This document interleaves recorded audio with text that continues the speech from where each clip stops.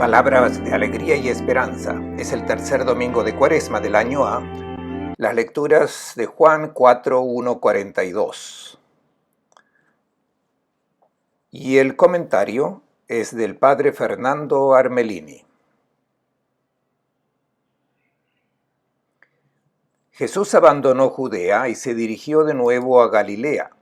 Tenía que atravesar Samaria. Llegó a un pueblo de Samaria llamado Sicar, cerca del terreno que Jacob dio a su hijo José. Allí se encuentra el pozo de Jacob. Jesús, cansado del camino, se sentó tranquilamente junto al pozo. Era mediodía. Una mujer de Samaria llegó a sacar agua. Jesús le dice: «Dame de beber». Los discípulos habían ido al pueblo a comprar comida. Le responde la samaritana: «¿Cómo? Tú, que eres judío, ¿me pides de beber a mí, que soy samaritana?». Los judíos no se tratan con los samaritanos.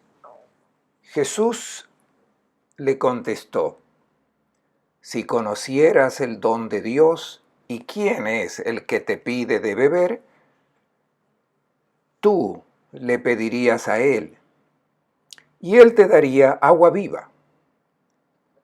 Le dice la mujer: «Señor, no tienes con qué sacar el agua y el pozo es profundo. ¿Dónde vas a conseguir agua viva?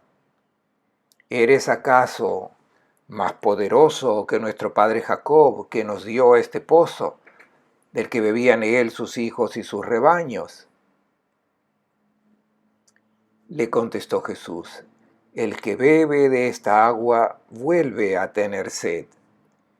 Quien beba del agua que yo le daré, no tendrá sed jamás, porque el agua que le daré se convertirá dentro de él en manantial que brota dando vida eterna». Le dice la mujer: «Señor, dame de esa agua para que no tenga sed y no tenga que venir acá a sacarla». Le dice: «Ve, llama a tu marido y vuelve acá». Le contestó la mujer: «No tengo marido».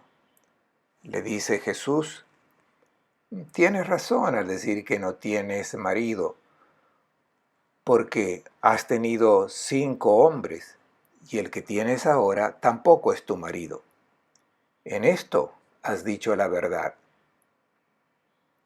Le dice la mujer: «Señor, veo que eres profeta. Nuestros padres daban culto en este monte. Ustedes, en cambio, dicen que es en Jerusalén donde hay que dar culto».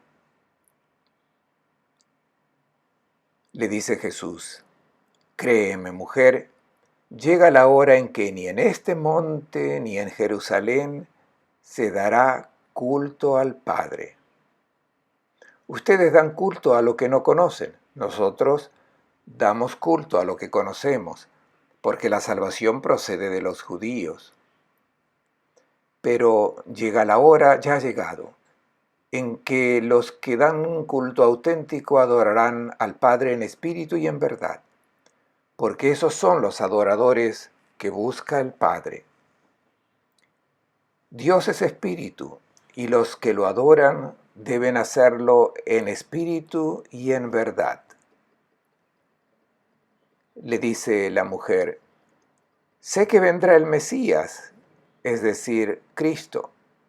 Cuando Él venga, nos lo explicará todo».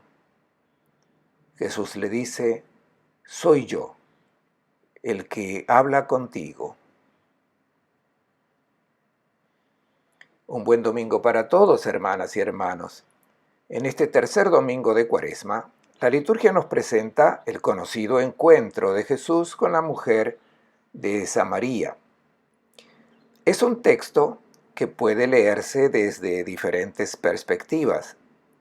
Nosotros trataremos de comprender inmediatamente el mensaje del evangelista sin ir buscando lo que pudo haber acontecido históricamente, ya que el texto presenta varias incongruencias si se lo lee simplemente como un hecho acontecido en la vida de Jesús.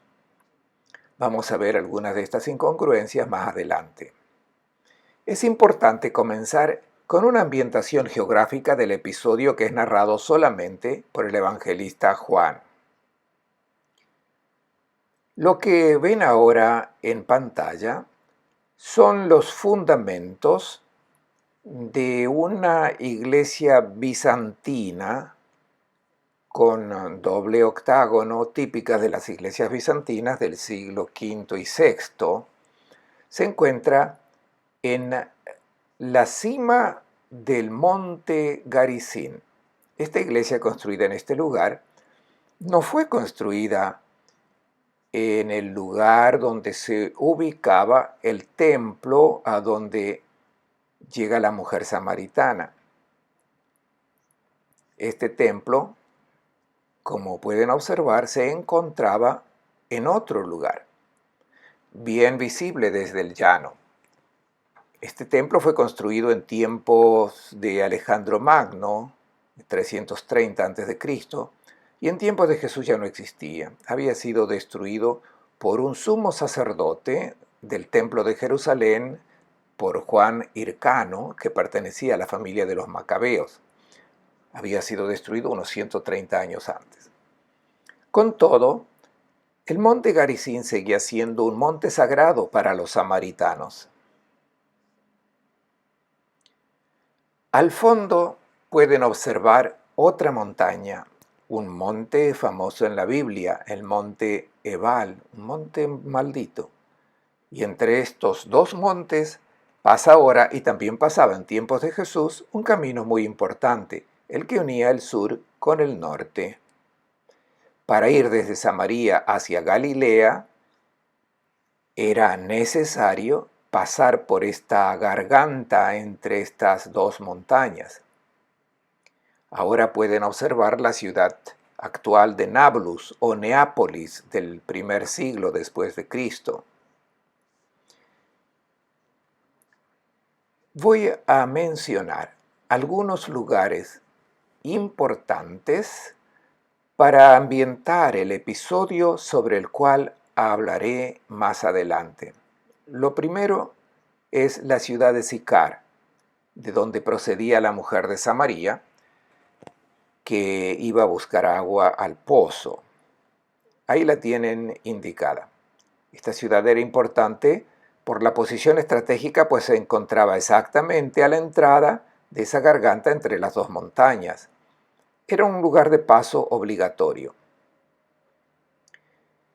Es un lugar importante porque desde Sicar, un nombre aramaitizado de Siquem, la célebre ciudad de Siquem, donde había pasado por allí Abraham y Jacob, por tanto famosa al tiempo de los patriarcas. Muchos episodios tuvieron lugar en esta ciudad. Menciono uno muy importante, la asamblea de Siquem. Cuando los israelitas regresaron de Egipto, Josué los reunió en esta gran llanura, que es la llanura más grande que existe en Samaria, y allí le preguntó al pueblo qué Dios querían adorar. ¿Quieren seguir adorando al Señor, el Dios de Israel, el que los libró de la esclavitud de Egipto? ¿O quieren adorar a los dioses de esta región donde el Señor los ha introducido? Y el pueblo responderá que quieren seguir adorando a nuestro Dios. Este es el episodio famoso y ambientado en este lugar, en esta llanura de Siquem. Ahí pueden ver esta llanura y noten al fondo las dos montañas. El monte Ebal, que es el monte más alto, y el monte Garizim. Y entre las dos montañas está la garganta donde pasaba este camino. quiero recordar otro episodio importante de la Biblia y así nos ubicaremos bien en este lugar. Es la historia de José que todos conocemos. Es uno de los 12 hijos de Jacob y como recordarán, pues todos han leído la historia de José en Egipto, todos recordarán que esta historia concluía con el pedido de José cuando dice: estoy por morir, pero recuerden que el Señor los introducirá en la tierra desde donde hemos venido y deben llevar mis huesos y sepultarlos en el lugar a donde yo fui a buscar a mis hermanos que estaban pastoreando en esta llanura. Josué 24:32. Y ahora observen el lugar donde fue sepultado José. Es uno de los lugares más sagrados del pueblo de Israel, allí donde está la tumba de José. Finalmente, el lugar más importante, pues hace referencia a nuestro episodio, y con esto entraremos en el tema, está indicado dónde se encuentra el pozo de Jacob. Los invito a que observen bien dónde se encuentra la ciudad de Sicar y la distancia entre la ciudad de Sicar y el pozo de la Samaritana. Esta distancia es de unos 800 a 900 metros, bastante lejos. Y desde ya nos preguntamos por qué esta mujer va a buscar agua a un lugar tan lejos cuando en Sicar existen dos vertientes y toda la llanura es muy rica en vertientes de agua, y allí hay dos, en Dafne, que está muy cerca de Sicar, y luego hay otra surgente en un lugar que se llama Nazcar. Y la pregunta espontánea es: ¿por qué esta mujer va al pozo de Jacob? Pues cuando tenía necesidad podía muy bien acceder a estas dos vertientes que tienen agua abundante y están mucho más cerca. Encontraremos la razón por la que el evangelista hace ir a esta mujer al pozo de Jacob. Después de esta introducción vamos a comenzar ahora el comentario del episodio narrados por el evangelista Juan, yendo directamente al precioso mensaje que viene indicado. Jesús deja Judea y se dirige hacia Galilea. Tenía que atravesar Samaria. Esta es la primera incongruencia que encontramos en este relato. ¿Por qué? Porque Jesús se encuentra en el valle del río Jordán y no se explica por qué debe pasar por Samaria cuando era mucho más fácil y más prudente ir directamente siguiendo el rumbo del río Jordán, como lo hacían todos para dirigirse a Galilea. Era un camino más rápido, más seguro. ¿Por qué se dice que tenía que atravesar Samaria? Jesús tenía otra necesidad, tenía que atravesar. Era una necesidad la que Jesús tenía de pasar por Samaria. Tenía que encontrar a esa mujer. Se trata de un viaje extraño porque los otros evangelistas no lo mencionan. Marcos nunca cita en su evangelio a Samaria o a los samaritanos. En Marcos ni siquiera existe el término samaritano. Y Mateo menciona el término samaritano solamente una vez, cuando Jesús dice: no vayan a los samaritanos. Pero en Lucas tenemos el otro episodio en el capítulo 9, cuando Jesús llega con sus discípulos y los samaritanos no los quieren dejar pasar, y Santiago y Juan quieren invocar el fuego del cielo sobre los samaritanos. Pero Juan introduce este episodio del encuentro de Jesús con una mujer de Samaria en el pozo de Jacob. Nos preguntamos por qué tenía Jesús necesidad de pasar por allí y dirigirse al pozo. Tengamos presente el contexto en el cual se narra este episodio.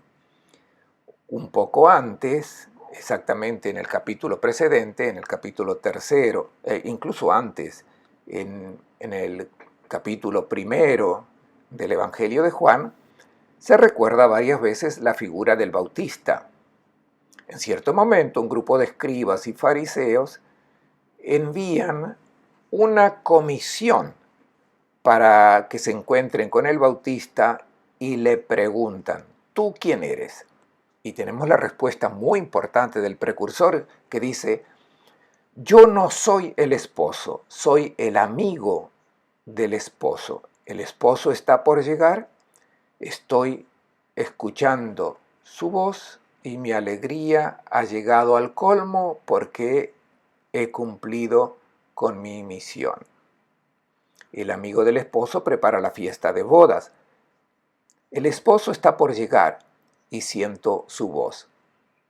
Inmediatamente después tenemos la narración de las bodas de Caná y luego este encuentro con la mujer de Samaria. Tengamos presente que el esposo anunciado por el Bautista está por llegar. Y ahora Jesús encuentra a esta mujer que, lo sabremos dentro de poco, es una mujer que no tiene esposo. Bien, tuvo muchos amantes, pero no un esposo.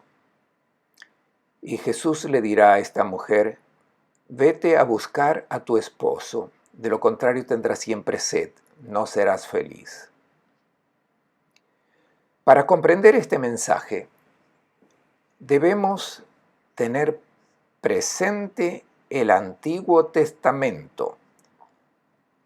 Se habla del esposo, y cuando en el Antiguo Testamento se habla del esposo, se entiende una imagen de Dios que ama a Israel. Israel es femenino en hebreo. La ama como esposa. Es una imagen introducida por el profeta Oseas.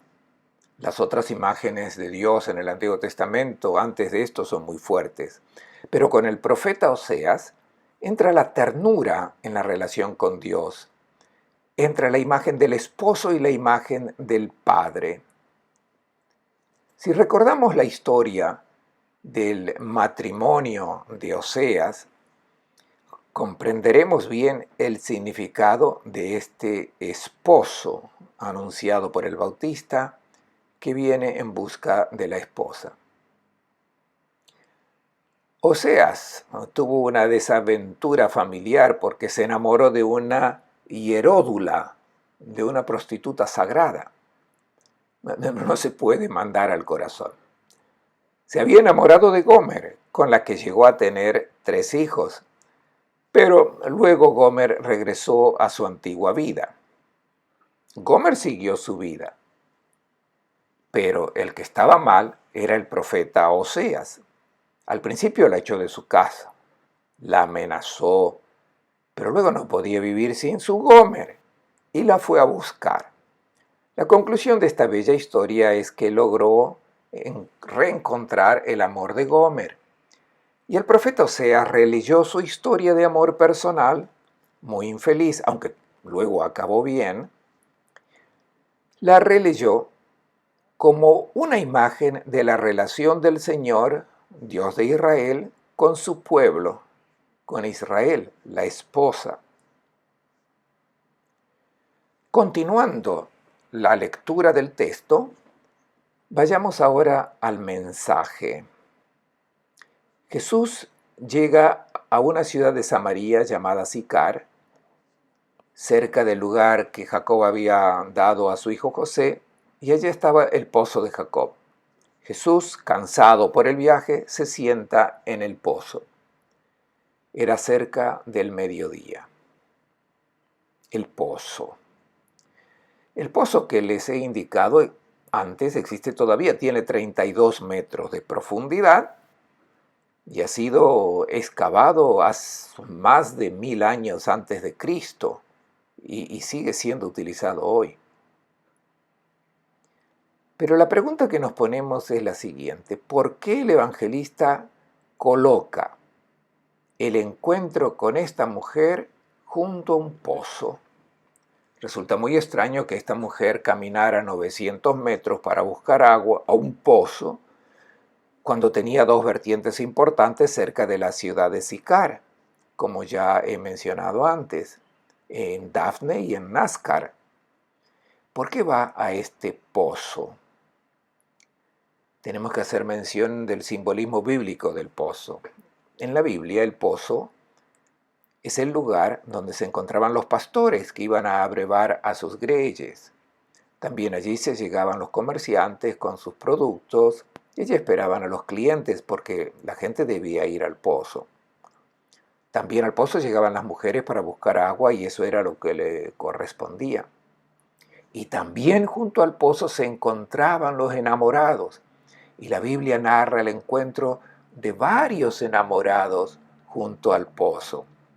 Recordemos a tres que son muy hermosos.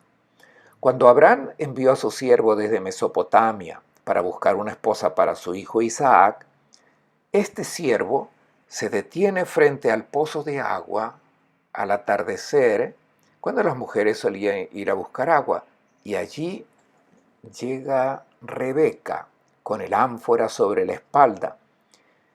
Y dice el Génesis que esta jovencita era muy bella y era virgen. Se acerca a la surgente, llena el ánfora y el siervo le pide de beber. Ella le da agua y allí comienza el diálogo. El siervo fue acompañando a Rebeca, que luego se transforma en la esposa de Isaac. Este es el primer ejemplo. Vamos al siguiente. Cuando Jacob regresa a Mesopotamia, se acerca al pozo donde están los pastores y pide información y le pregunta si conocen a Labán, a su pariente. Le responden que sí y le dicen: mira, aquí está su hija Raquel, que está llegando a buscar agua y viene con su rebaño. Y Jacob se adelanta, saca la piedra de la boca del pozo para hacer beber a las ovejas de Raquel y luego se casará con Raquel. El encuentro tuvo lugar junto al pozo. También junto al pozo tenemos el encuentro de Moisés con Séfora, la hija de Jetró, Reuel en arameo, que llegaba con su grey para beber agua, pero se encuentra con los pastores que no la tratan bien, pero allí estaba Moisés y nosotros sabemos que manejaba sus manos con mucha facilidad. Y se enfrenta con estos pastores y hace beber a las ovejas de esta hija de Reuel, y luego llega a su casa antes de lo previsto, pues anteriormente siempre encontraba problemas con los pastores y el padre le pregunta: ¿cómo es que llegaste antes de tiempo? Y le responde: un egipcio intervino para ayudarme. Lo llama, es introducido en la casa de Reuel y se casará con Séfora, una de sus hijas. He mencionado tres encuentros de enamorados junto al pozo. Si el evangelista Juan hace encontrar al esposo anunciado por el Bautista junto al pozo con una mujer que tiene a su espalda historias de traición, que se ha alejado de su esposo y lo debe ir a buscar. Se puede decir que aquí hay una referencia a este simbolismo del pozo. Cuando preparo las parejas para el matrimonio, una de las preguntas que les hago es ¿en qué pozo se encontraron? ¿Qué clase de agua fueron a buscar? Algunos me responden: formamos parte de un curso bíblico porque buscamos el agua de la palabra de Dios. Entonces, muy bien, se trata de un hermoso pozo donde se fueron a encontrar. Podrían haberse encontrado en otros pozos. Lo importante es que después crezcan en el amor. Sigamos adelante. Traté de encuadrar el significado simbólico que el evangelista quiere dar a este encuentro. El caminante está quieto, está sentado junto al pozo. Es la única vez que los evangelios hacen notar el cansancio de Jesús. Y es interesante que los discípulos, de manera muy torpe, habían ido a Sicar para comprar algo de comer. Pero cuando tenemos presente la geografía del lugar, y tal como lo he explicado antes, no se explica que Jesús permaneciese junto al pozo cuando podrían haber ido juntos a Sicar y allí incluso encontrarían el agua del manantial. Es que el evangelista quiere que se queden solos el esposo y esta mujer de Samaria, que representa a Israel, infiel a su esposo, cansado por el viaje. Es muy hermosa esta imagen. El esposo que viene desde lejos en busca de la esposa porque no puede estar lejos de ella. Dios, el hombre, la humanidad, la esposa Israel, podrían seguir adelante de cualquier otra forma, pero el que estaba mal era Dios. Dios tenía necesidad de ir en busca de su esposa. También la conducta de esta mujer es muy extraña. Era el mediodía y nadie iba a buscar agua al mediodía, pues hacía mucho calor. La gente iba a buscar agua a la mañana temprano o al atardecer. Algunos comentaristas dicen que iba fuera de hora para no hacerse notar, pero esta explicación es claramente ingenua. En el Evangelio de Juan encontramos otra referencia a la hora. Fue durante la pasión de Jesús, cuando al mediodía se dice que Pilatos ha presentado al hombre. He aquí al hombre, este es su rey. En ambos casos, cuando la luz está más refulgente. Y también aquí se presenta este encuentro en plena luz. Ahora entra en escena el segundo personaje, la mujer de Samaria. Viene en busca de agua y Jesús le dice, dame de beber. Identifiquemos inmediatamente a esta mujer de Samaria. No tiene nombre. Si se tratase de un episodio banal, se habría puesto el nombre de esta mujer. No es de esta forma que se narra un hecho, queda muy genérico. Esta persona tiene una sola indicación. Es la samaritana. Y sabemos muy bien lo que significa Samaria. Indica una comunidad, esa parte del pueblo de Israel que se hizo bastardo, no solo desde el punto de vista étnico, sino también religioso. Todos estos elementos nos llevan a leer el texto de manera simbólica. Se trata de Dios que va en busca de su esposa infiel, tal como lo hizo Oseas. Dame de beber. Dame beber es el enamorado que experimenta esta sed y está mendigando. Tiene una necesidad interior de ser escuchado. Busca de beber, quiere decir, busca aceptación. En la cultura semítica pide hospitalidad. El agua es el símbolo del amor esponsal. La sed que Jesús tiene es esta necesidad de amor que Dios tiene en su relación con el hombre y busca el amor de la esposa que se ha alejado. El Salmo 63 es muy hermoso. El salmista dice, oh Dios, tú eres mi Dios, por ti madrugo, mi garganta está sedienta de ti, mi carne desfallece por ti como tierra seca, reseca, sin agua. Salmo 63, 2. El Salmo presenta la necesidad de amor presentado con la comparación de la sed. Entonces, aquí el que se presenta necesitado de amor es Dios. Nosotros diríamos lo contrario, que es la persona que siente necesidad de Dios. Pero la gente sigue su camino de cualquier forma, adorando cualquier ídolo y sobreviene de alguna manera. El que se siente mal es Dios. Este es nuestro Dios.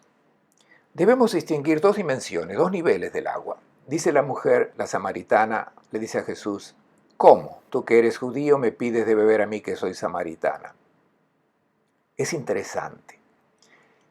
es el Dios que pide amor, pero ¿a quién le pide este amor? Más allá de la metáfora, Dios pide amor no a los santos. ¿De quién se enamora Dios?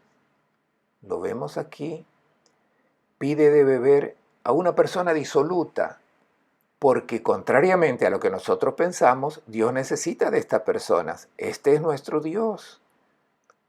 No podemos rebatir los gustos sentimentales de Dios. Los podemos rechazar, pero se trata de Dios que está tan enamorado del hombre que hace un viaje muy largo, está cansado, había caminado mucho para llegar a encontrarse con la esposa. La respuesta de Jesús a la mujer samaritana. Si conocieras el don de Dios y quién es el que te pide de beber, tú le pedirías a él y él te daría agua viva. Aquí se ofrece un don que no tiene nada que ver con el agua del pozo. Es otra agua. Aparentemente y en realidad, el que tiene necesidad de amor es Dios. Pero también tú, samaritana, tú, hombre, tienes sed. Y el único que te puede dar un agua que te sacie soy yo, dice Jesús. ¿De qué sed se trata? Es la sed de Dios, es la sed de infinito, que tarde o temprano aparece en todos. Y esta sed uno puede tratar de aplacarla con agua material, con las satisfacciones de la vida, idolatrando cualquier realidad hermosa de este mundo y también tratando de aplacar esta sed con distracciones, con banquetes, deportes, dinero. Pero esto no resuelve el problema íntimo de la sed de la persona, pues ésta emerge y no se puede tapar sin mentirse a sí mismo, porque nuestro corazón está hecho para el infinito, por tanto, esta sed no se puede aplacar. El único que la puede aplacar es Dios. Y el primer paso para aplacarla es reconocer que se nos ofrece como un regalo. En la vida hay algunas cosas que podemos conquistar. Podemos conquistar una posición social prestigiosa, esto sí lo podemos conquistar. El favor de alguna persona importante, quizás a través de algunas adulaciones, las podremos conquistar. Un doctorado lo podemos conquistar con mucho esfuerzo. Una cuenta grande en el banco con un poco de astucia. Se puede llegar a tener una buena casa, un buen coche. Todo esto puede ser conquistado, pero nada de estas conquistas pueden aplacar la sed profunda que viene no de la conquista, sino del don. Esta es la invitación que Jesús hace, si llegas a comprender el don que Dios te hace. Porque las cosas más importantes no son las que nosotros conquistamos, sino las que recibimos como un regalo. Por ejemplo, la vida es un don, el amor es un don, especialmente la luz que da sentido a nuestro existir en este mundo. No la podemos conquistar, está donada. Estas cosas solamente se reciben como don y son las más importantes. Dios es el gran donante. La mujer no entiende. No comprende porque está centrada solamente sobre las realidades materiales y siempre satisfecha solamente de ello. Y fijémonos que la imagen de esta mujer refleja exactamente la conducta de fe de muchísima gente que esperan aplacar la sed centrándose en estas realidades. Jesús responde: quien bebe de esta agua volverá a tener sed. Son las realidades de este mundo. Todos hemos hecho la experiencia, por más alegría que busquemos y encontremos, permaneceremos siempre con una sed profunda porque estamos bien hechos. Estamos hechos para ser saciados solamente con el don de Dios. Podemos acallar esta necesidad de infinito, esconder en nosotros mismos el sinsentido de vivir, replegados solamente en las realidades materiales, pero no nos podemos librar de esta sed. Jesús dice: el que bebe de esta agua vuelve a tener sed. quien beba del agua que yo le daré, no tendrá sed jamás, porque el agua que le daré se convertirá dentro de él en manantial que brota dando vida eterna. Es un manantial de agua viva que da sentido a todas las demás satisfacciones que nosotros podamos tener. Y la mujer pide esta agua para no tener que regresar siempre al pozo. Esta mujer de Samaria está interesada solamente en los bienes materiales, no ve otra clase de agua. Nosotros debemos estar atentos porque incluso la relación con Dios puede entrar en esta imagen de una relación de amor que no satisfaga porque es un amor mercenario. El amor mercenario es aquel en donde uno paga. Si el dinero paga, se va con dinero. Si el poder paga, se va con poder. Y se puede hacer lo mismo con Dios. Se paga para ir con Dios, se compensa si Dios me da satisfacciones en este mundo. Creo que esta sea la relación con Dios que tienen muchos cristianos de hoy. Jesús le dice, ve, llama a tu marido y vuelve acá. Luego no se habla más de este esposo, porque no es un esposo concreto. Es la invitación que Jesús hace a la mujer, Israel, a la humanidad y también a nosotros hoy. Busca a tu esposo. También a los creyentes quiero decirles, busquen al esposo, porque quizás estés adorando a un ídolo. Le contestó la mujer, no tengo marido. Le dice Jesús, tienes razón al decir que no tienes marido, porque has tenido 5 hombres y el que tienes ahora tampoco es tu marido. En eso has dicho la verdad. Nos preguntamos quiénes son estos 5 maridos. No tiene sentido buscar una información sobre la vida moral de esta mujer. La referencia aquí es claramente a un texto que encontramos en el segundo libro de los Reyes, en el capítulo 17, donde se menciona a 5 pueblos que han entrado en Samaria con todos sus dioses, y los samaritanos los recibieron como su esposo, a estos amantes que estaban en competición con el verdadero y único Dios, el esposo de Israel. El comportamiento de Jesús aquí es remarcable. No hace como los profetas que comienzan a regañar y amenazar por este abandono del esposo. Jesús tiene una técnica de acercamiento a esta mujer para tratar de hacerle comprender la profunda insatisfacción que ella tiene y le está proponiendo un don que finalmente podrá saciar su sed. O sea, finalmente el encuentro con un Dios esposo que da sentido y hace florecer el amor en su vida. Y mientras no se encuentra este Dios esposo y no se reciba esta agua que Jesús ofrece, el amor, se continúa a vagabundear con matrimonios sucesivos, con ídolos que no sacian. Finalmente la mujer introduce el tema del templo y se refiere al templo que había estado sobre el monte Garizim. La respuesta de Jesús, cree en mí, mujer. Creer quiere decir enamorarse. Creer quiere decir confiar la propia vida a otra persona.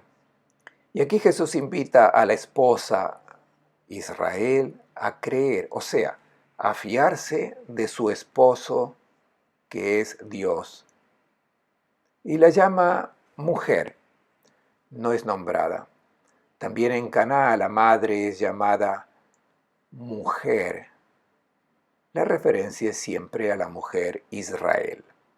Cree en mí, mujer, fíate de quien realmente te ama y tú serás feliz solamente respondiendo, creyendo en este amor. Le dice la mujer, sé que vendrá el Mesías, es decir, Cristo. Cuando Él venga nos lo explicará todo. Jesús le dice, yo soy el que habla contigo. Es el esposo que revela su propia identidad a la esposa. La mujer deja sus cántaros y va a la ciudad. Es muy hermoso este relato y que utiliza el mismo término que en Caná, donde se habla de estos cántaros. El significado es siempre el mismo. También aquí se trata de un cántaro que permanece vacío. Esta mujer ya no tiene necesidad de recurrir a esta agua material que no la sacia ya más, porque ha encontrado el agua que es el amor del esposo. Les deseo a todos un buen domingo y una buena semana.